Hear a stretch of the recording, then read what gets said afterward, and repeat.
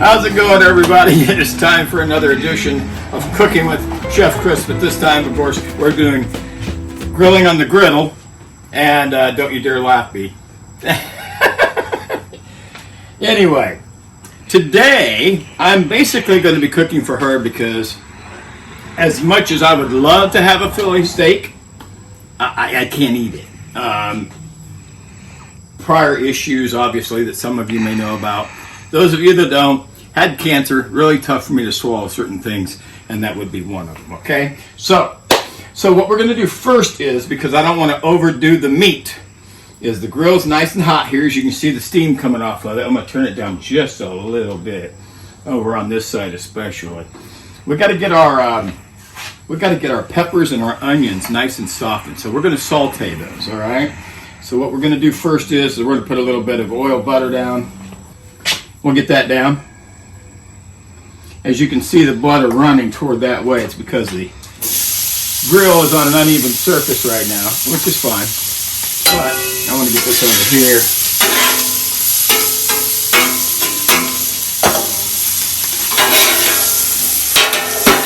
What you want to do is you want to get all that oil and butter mix all over your vegetables. Because when it gets hot, it's going to steam. Oh man, it smells so good.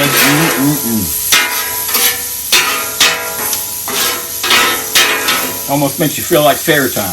Here you go. Alright, I'm going to take it on a grill like this, on an outdoor griddle. Anytime you're sauteing, you want to cover it up so you get that steam. Okay?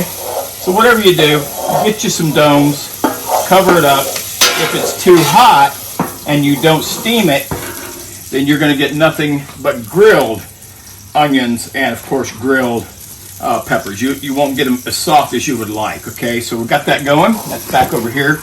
Keep in mind our heat source on this particular griddle is right in the middle. A little more heat this way. Most of it's here, but a little heat this way and a lot less heat this way, okay? So that's how this particular grill is set up. All right, so next thing we're going to do, got some good steak here. And it's shredded steak. I bought this right from the store. I could shred it myself. Why take the time? It was on sale, great deal. And we're going to make some good Phillies out of this. So we're going to put some more butter oil down. And we're going to get a nice little sear on here. But primarily, we just want to get it cooked all the way through. We're going to cook all this all the way through. Now, you're looking at me and you're probably saying, wow, Teresa, you eat a lot. No. She's going to have one sandwich. The rest, she'll come up with something else to cook with. So, just want to keep this moving. Get a good sear on it. Get a nice cook all the way through with it. And once that's done, we'll pull it. It's that simple. Pretty simple cook. Now, about halfway through here, put a little bit of our seasoning on here. It's a little grill magic. A little salt, pepper, a little garlic. A little bit of onion mix. That'll all go on there real nice. It's going to be a really, really delicious steak. Some of you, if you want, you could put a little bit of Worcestershire, you know what I'm talking about, on here. I know some of you want me to say it, Worcestershire sauce. But, honestly, Worcestershire sauce would be real good on here also. Some of you do. I don't know how much Mama would want, so I am not going to do that this time. I'll let her do that. You can always do it afterwards, which is fun. A little pink in there still, so when you see the pink, turn it. Get it nice and browned all the way through. Just before, don't wait until it's completely done. Just before, like it is right now, that's when you're going to want to put your cheese on here. You can use whatever cheese you want to. If you want an authentic Philly and you want to do a cheese whiz, knock yourself out. Ew. Not me. If you do a cheese whiz, be prepared. It's just going to be a little bit different for those of you who grew up in the Midwest. Okay? Now, I will say that for me, A good melting cheese is what we like around our house. So today we're using provolone and we're using Munster. I mix some of that hot on the top so it helps melt that cheese down. Get it on the grill and keep it moving. You don't want that to sear too much on the back end. You don't want your meat hard for a filling, okay?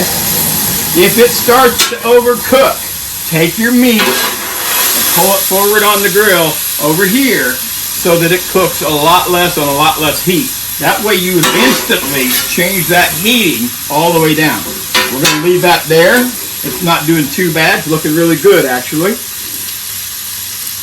Here's her hoagie bun. Get that going on. And while we're waiting, let's check over here. Oh yeah, I'm going to mix them up a little bit.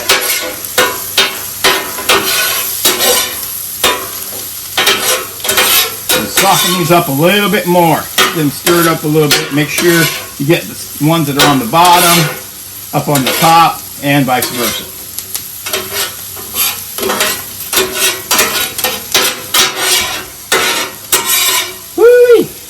That spatula is hot.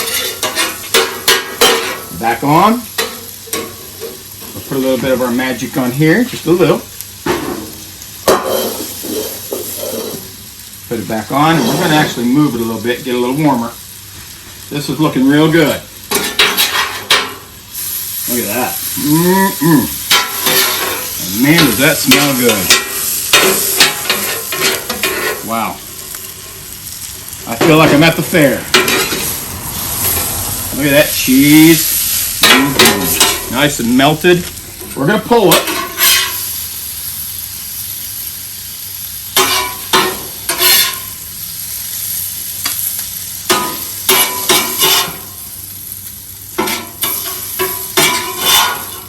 Okay, now keep in mind, you could, if you wanted to, start your veggies a lot more earlier than I did.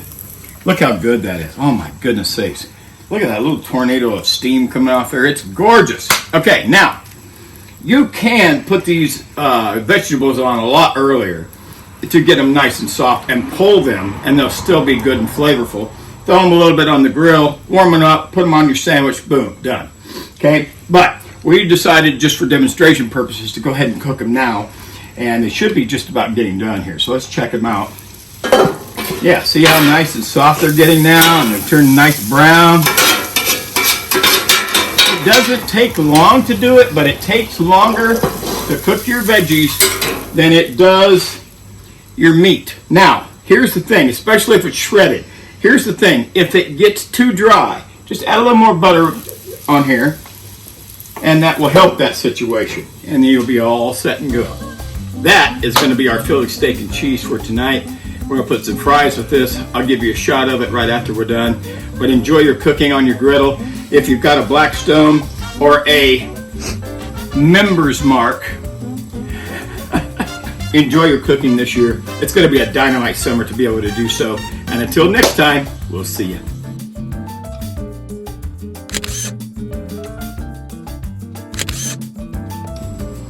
How's it going, gang? And welcome to another edition of Grilling on the Griddle.